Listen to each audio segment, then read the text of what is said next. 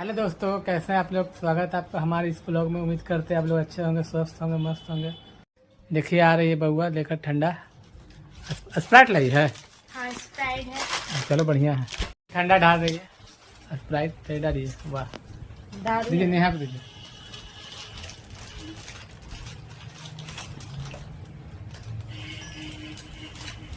Chilled है ना, बच्चा पढ़ रहा है, बच्चे लोग पढ़ाई पर दिया। बच्चा ऊपर रहा। बोलो जी, हेलो बोलो।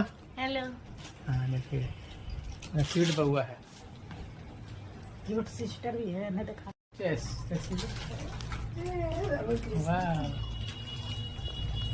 हमने देखा। यस कीजिए सब लोग। यस। वाह।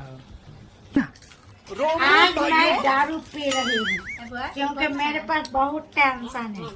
घर का टेंशन, बाहर का टेंशन है। क्या चिकना लो अगर आपको पीना है आ जाओ।